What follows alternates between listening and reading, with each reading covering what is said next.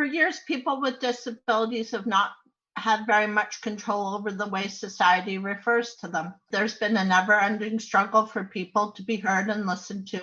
Over and over, we're asked to come to the table to be part of a consultation, asked what we think and our opinion about language, but nothing ever seems to change.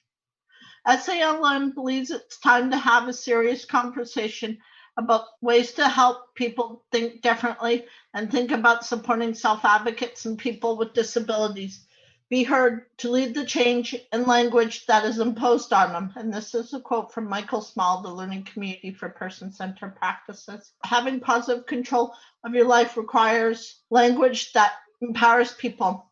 Being recognized and valued begins with mutual respect and how we are introduced and how others refer to us. Hi, welcome to the Positive Awareness Podcast. I'm Michael McLellan, co-chair of the Self-Advocate Leadership Network, or SALN for short. I'm with Kara Anderson, who is also from SALN, as well as Ross Chilton from Community Living BC. Today we will be talking about thinking about language, words matter report. So Russ, our story of meeting was a long time ago at an Inclusion BC conference, and way before it was even Inclusion BC, it was BCACL. I think it was even at that time.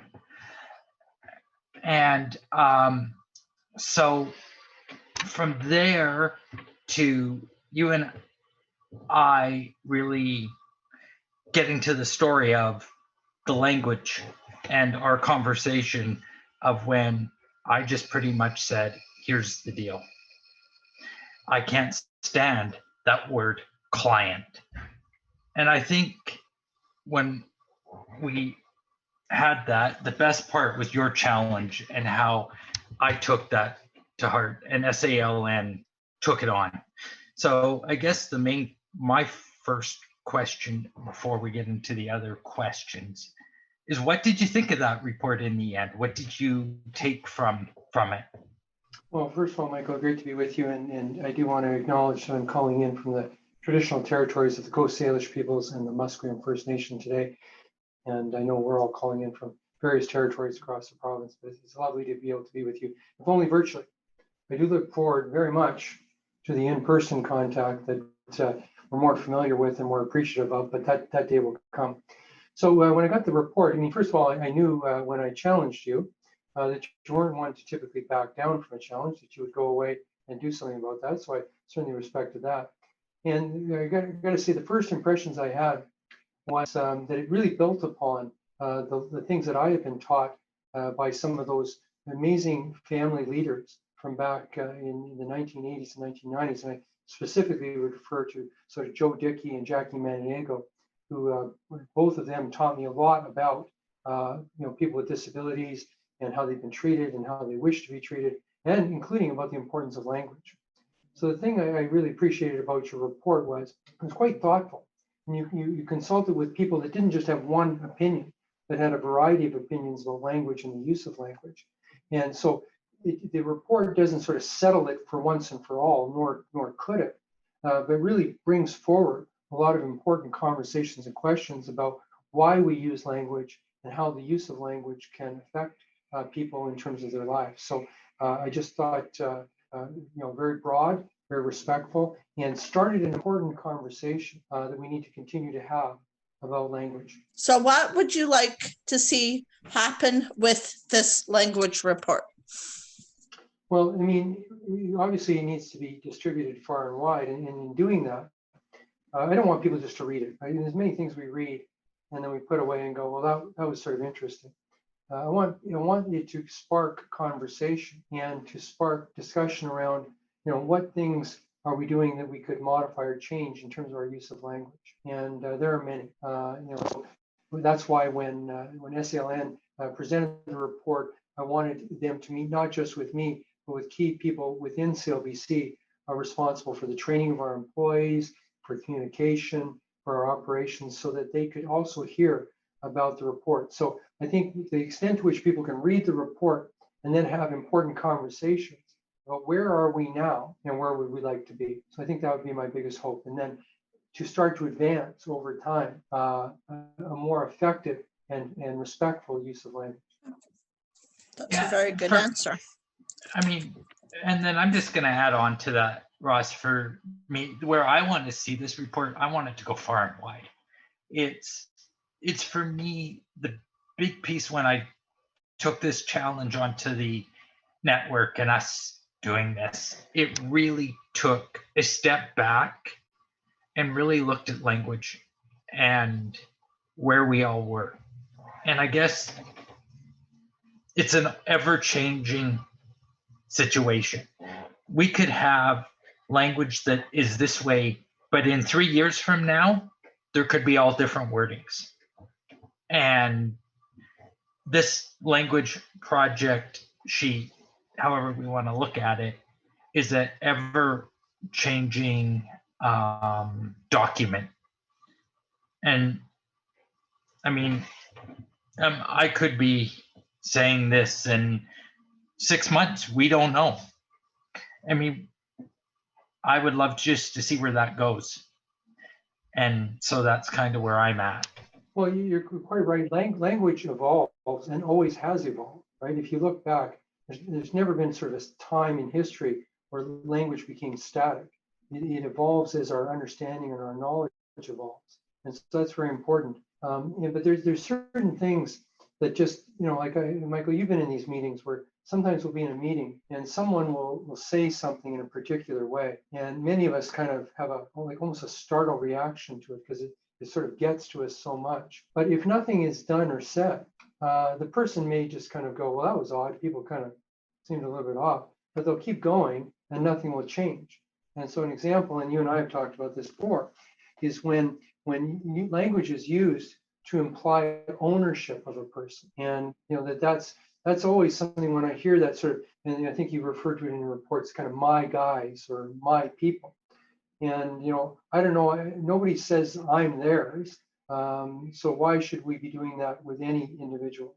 So I think it's important that we not jump on people when they say things that kind of get us going, but rather go towards them and kind of explain how their use of language has affected us or affects how we think, and invite them into considering different ways of describing their people or situations, because that ownership one is always a real tough one for me. Now, we do have to remember that there isn't, and it's in your report, which I quite like, is that not everybody agrees on what's right. You will have some people who have a diagnosis of autism that like to refer to themselves as autistic. They don't use people first language. They say, I'm autistic. And they have no shame in that. And they just think it helps kind of almost, it's part of their character and defines them a little bit. And they don't wish to give that up. But there's a very big difference between a person who's diagnosed with autism, defining themselves as autistic, versus somebody else saying, well, aren't you an autistic? Or, that sort of, so it's sort of who gets to use the language is an important conversation as well. But I think we need to make sure that we don't just kind of privately get together and go, I really didn't like it when the person said this or referred to the person this way. Those are the gentle, respectful conversations we need to have in the moment with people. It's an educational situation. It is. Well, it's interesting, right? Because nobody would say to a 70-year-old, why aren't you working? And yet most people at some point expect that they're going to transition from the formal world of work to retirement and whatever that looks like. Even the word retirement, people have issues with, because it implies sort of, a certain age, yes. Ended, true. Right? But no, I think it's great is to kind of claim back language. And I think that's part of what I got in your report is individuals claiming back language for themselves so that they're not defined by other people. How can it be a conversation starter for how we use language in community living? Which you probably kind of touched on this a bit. It's always been a conversation. It's as Michael's implying, it's one that needs to continue. So what words are being used now that really we've kind of agreed should be left behind. So these sort of the ownership language being an example, any kind of derogatory terms, is very powerful now when you see somebody publicly use the R word. People don't kind of go, oh, I don't like the word, but I guess it's their choice. There's a very strong reaction to that now, and that's very, very effective. And people get the message pretty quickly that that's not a word that anybody should be using to describe anybody else. So I think that as we go through life, at different opportunities in conferences, even just get-togethers, is to discuss language and our use of language. So I would hope that it would be both formal settings, conferences and gatherings and such, but also informal settings where we're just kind of going, what is the words that we use? What does that say, and what does it not say? In our report, we very much put some ones that we don't really like. And we know CLBC uses individual, and if I'm not mistaken, it's not one we're big fans of. And we don't really, because we're all people. And that's our one that is our main one, person or people. But then you get into these don't likes and these ones that are in between. And when you read those are just kind of things I think of is the individual. It's not one I really appreciate. I'm a person. And we did these memes, and I guess that's a fair question. I mean, Ross, you're seeing the memes come out on Facebook, etc. You saw them in the report, and it's been a real interesting time with these memes. And I mean, Kara's came out yesterday, and it's had one of the most action out of them all, to be honest. Right. And I mean, so I guess the big piece is these memes. What are you seeing as these come out? Have you seen them? Are you watching them as they come out? Well, I took a bit of a Facebook break over the holidays, but I did get on yesterday, so I did see Kara's.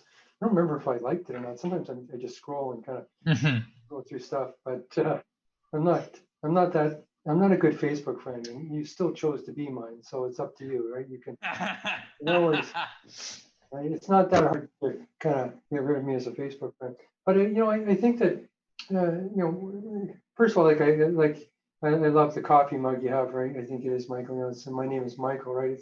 Is people don't refer to me as a self-advocate or an other advocate or somebody with a diverse ability. Typically, the most common I get is my name, and the second most common would be the job that I have, right? So he's sort of CEO. And I remember my dad saying to me that he said, when you're in a conversation in a social setting, the first two questions you're typically asked are, what is your name and what do you do? Because people just kind of way they try to join.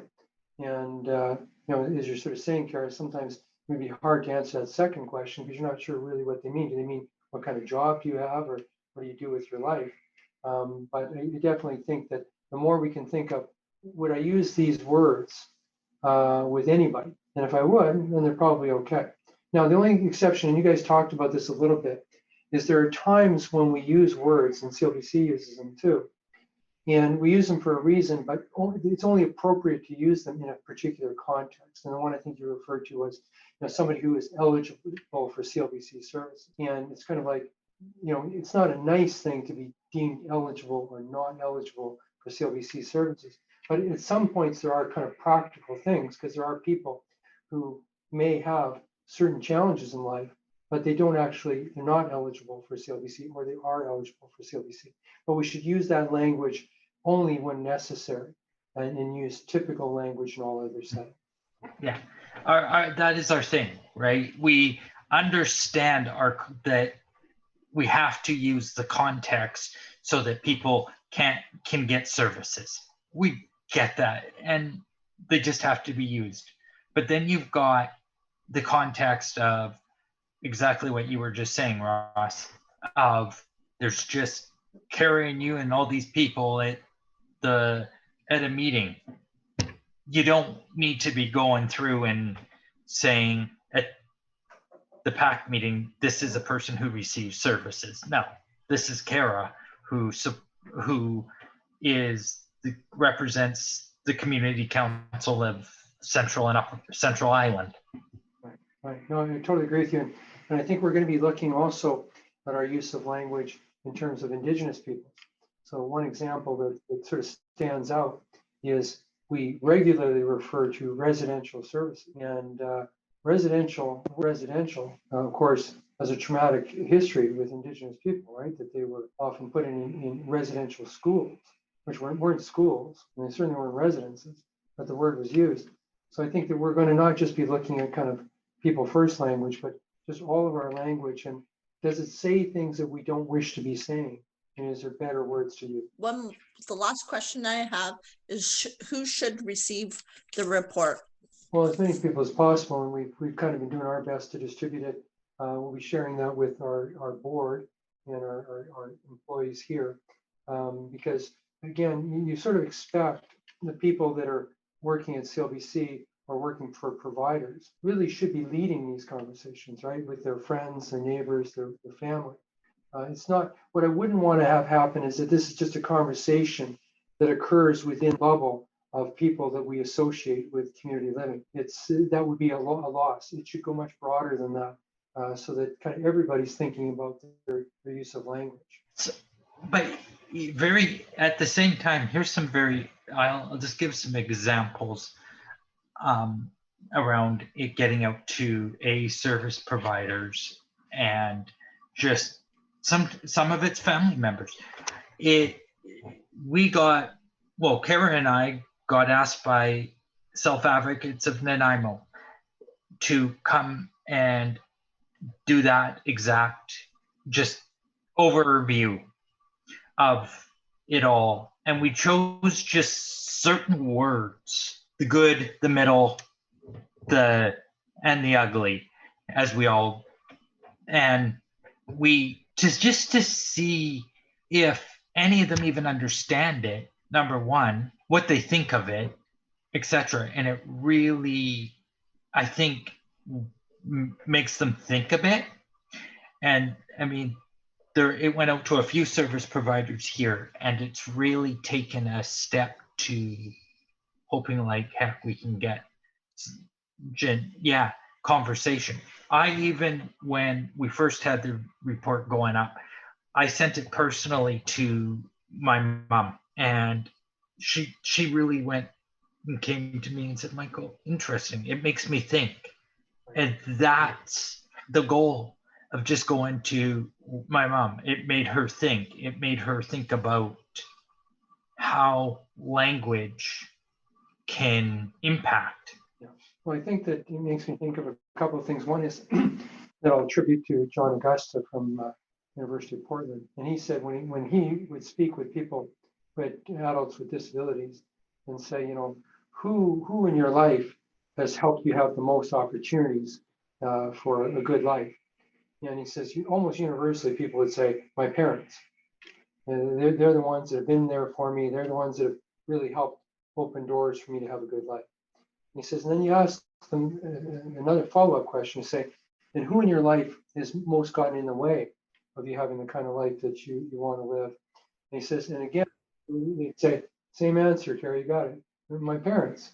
And it's a funny thing, right? Because as parents, we love our children most of the time. No, we love them all the time, but sometimes we don't like them.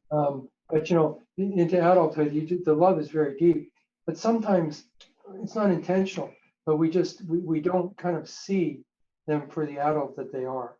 We sort of see that the disability, and I forget the term that the Woodlands Parents Group used around this, but they said it's sort of the perpetual child state, right? That people sometimes with disabilities are seen to live in.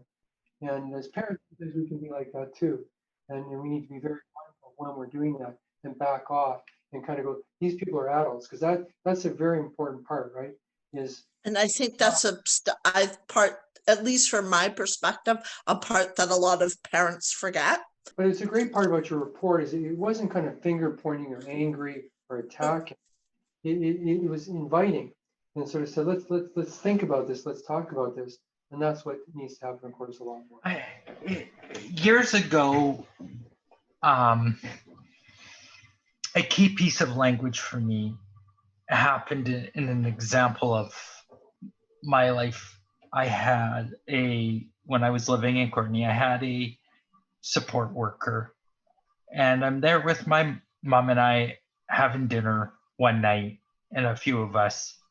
And so we're there and we're talking about that support worker. And my mom says, Michael's caregiver. I looked at my mom and I went, really? She's my caregiver? I live with her? I said, that's what a caregiver is.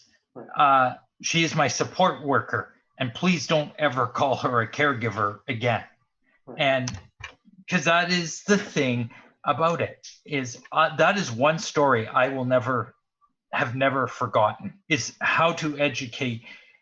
And that was the time when you called home share providers that. That's before it was home share providers. And it was a major educational situation. And it wasn't to be mean, it wasn't to be rude. It was more about there is an education opportunity. And I was younger and not knowing that piece yet on how to try and not do it to be rude. And it might have come across that way, but it was blunt and to the point, because that is a situation where it could really irritate the situation. Well, we all learn, don't we, Michael? But it's sort of we all need support. Like when my car needs maintenance or repairs, I don't try to do it myself because I know it's going to cost me more if I do. And I don't feel, like I have a certain need that is met by a certain group of people who then attend to my car and keep it safe so I can drive and be safe with my family. But they don't have power over me. It's sort of, they have a role, I have a need, they meet that need. It doesn't make us friends, right? Like I don't kind of say, so you want to come over for a barbecue or something? It's just, they help me with my car and we move on. And we all need that. And particularly as we age, we all need people for different things. And again, I try to be appreciative of the help I get when I need it. But it doesn't give, in needing help, it doesn't give that person power over my life or control over my life. I'm not giving that up because I need their help with a particular thing. It's just an interesting piece. It is a very interesting piece. But congratulations to you for kind of convening a dialogue with people about language, thinking deeply about it, summarizing that in a thoughtful way, and then trying to make sure that it actually leads to something in conversation. Oh, exactly. We are going to do a part 2 eventually. Okay. Maybe. Well, you think back, and might be referred to this as language changing over time. There's words we used to use that we would just never use now, right? Like we're aware of them. We know how to say them, but we wouldn't say them because they've been used to harm. And why would we want to harm anybody with words that are used to harm? But we can always get more sensitive. And, it's sort of, if somebody says to me, your use of that word, I don't appreciate it. It makes me feel like this. Far better to hear that from the person than for them to walk away and go, I don't really like that guy. Like he's not very sensitive. They have a whole story about me when really I may have used something unintentionally that hurt somebody, and I should. Yeah, exactly. You didn't realize that word bothered that. You didn't realize that word bothered that person. Yeah, exactly. I mean, for me, just don't look at me as the blind guy. My name is, and I'm visually impaired. So what? I'm blind. I'm visually impaired. It's my disability. I don't care. What's your point? How has it changed since you and I have been kids, Michael and Ross? Oh, that's an interesting question. How has it changed? It's gotten better slowly. Yeah, it has. It's gotten better. It's another time you have to educate, but it's gotten to where, for me, I'm feeling more comfortable with the wording. It's doing this project was even educational for me, because you're learning from what it's like 50, 30 years ago, 20 years ago, 40 years ago, to what it is now. And and as we all said, it's a changing topic. What do you guys think about the Chilliwack school trustee who used the R word? Ross, you get to answer this first. You get to answer that one first, Ross. Well, of course, it's disappointing. And what you always hope when a person does something that hurts others is that they'll acknowledge that. That's the first important thing, is to acknowledge that what they did or said was hurtful. And to be clear, it doesn't matter whether they intended to hurt, right? Because sometimes people will say, well, I didn't intend to hurt you, so it's like it doesn't count. If it had that effect, it had that effect. So first is to acknowledge that. And second of all is to be apologetic and sort of say, I regret that the wording I used is offensive and obviously has hurt some people. That's stage two. I think stage three, and I'm not commenting on the particular situation, is to commit to doing better. Is to sort of say, it's one thing to realize you've hurt people. It's another thing to apologize. It's another thing to say, I'm going to make my commitment to do better in the future, to not use that word. And in fact, if I hear others use it, I will share with them sort of my why experience. Why that word is no longer or not acceptable. Exactly. I mean, for me, I was disgusted and disappointed because I felt that this type of language was going. But this trustee doesn't get it and doesn't understand the effect of it on other people. And especially when he is an elected official. And I mean, unless other people have, but I don't believe I've heard one bit of an apology or anything like that from him, or anything even he said to show that that he hurt people. Yeah, he's going to change his behavior.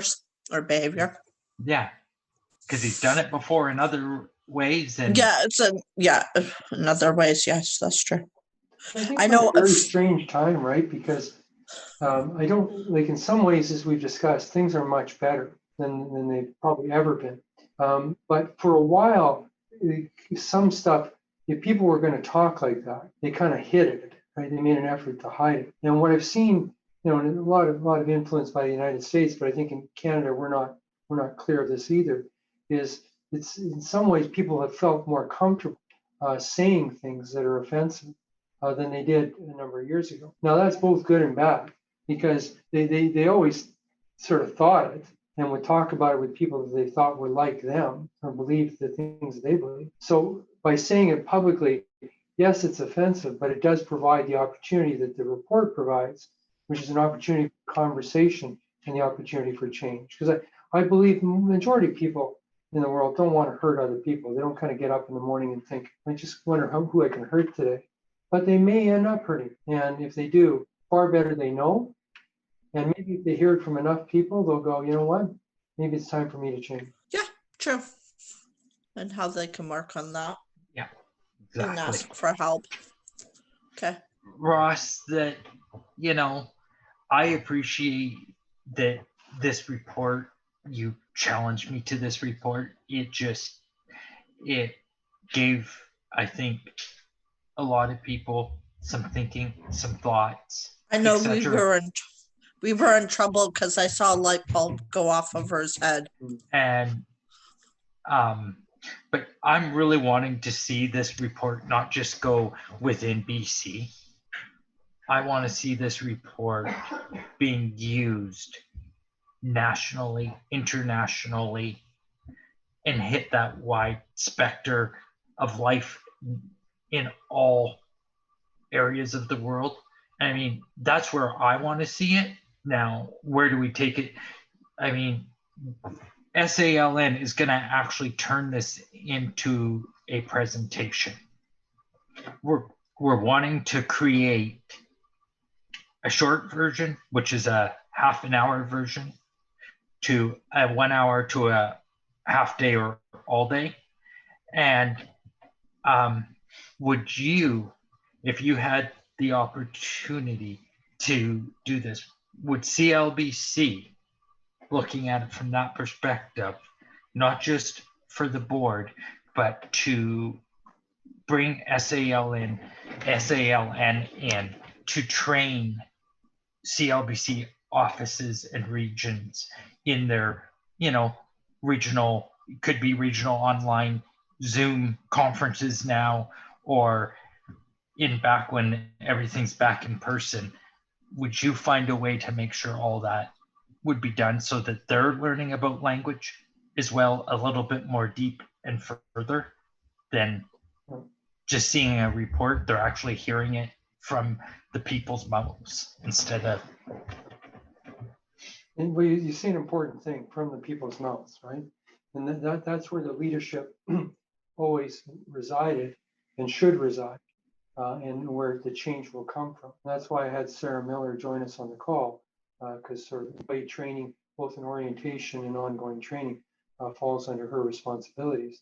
And we definitely want to make sure that there's a chance for people that we're talking about who are either positively or negatively affected by how people use language to share with our staff what works and what doesn't work, what works some of the time, what words could be used cautiously or sparingly, and what words should be used generously and all the time. So absolutely, because it's I remember a conversation I had with Norm Kuntz, and we were talking about people complaining and sort of individuals with disabilities complaining, and I said, I don't think they complain enough. I think that they've got a lot that they could rightly complain about, but somehow they feel like they can't or shouldn't or should be sparing enough. And I think that this is the time for people to stand up and say, this is how I like to be referred to. This is the kind of conversation I want to have. These are the kinds of words I just will not have any patience for. If you talk as if you own me, I'm not interested. I'm not interested in a friendship or relationship or even a business relationship. It's time for that to be claimed back, because nobody owns anybody else, and they never did, and they never should have thought they did. And it doesn't matter if it's well-intentioned. We're just friendly. Well, you can be friendly, but you don't own the other person. And there's a difference between friendly and friends too. Right? I try to be friendly with a lot of people, but I'm friends with a smaller group. Let's not mix up the two. And so I think happy to get that in front of our new employees and existing employees, for them to consider how their use of language, both in writing and verbally, can affect them. Ross, I want to thank you for coming on and being willing to do this podcast with us around language. And I hope, and I really want to see this report, as I said before, go wide. And I hope it was a great educational opportunity for you, and I hope it is for all CLBC and governmental people in the future. But once again, thank you for coming on, and we really enjoyed doing this podcast with you. Well, thanks for taking up the challenge and doing the work, and then sharing the work, and then inviting me to have this conversation with you today. It's a funny thing. We need to have more conversations about language, and it just closes one note. Are the words we're using opening up doors, or are they closing doors? Are they helping to have people have the rightful place, or are we pulling people down? And just kind of need to ask ourselves, right? What do we want to be? Yeah, need to find that balance, because sometimes things get out of balance. Yeah, they do, but we can do better. Very true. Thank you to our sponsors: Empowering Self-Advocates to Take Action, Self-Advocates of Nanaimo,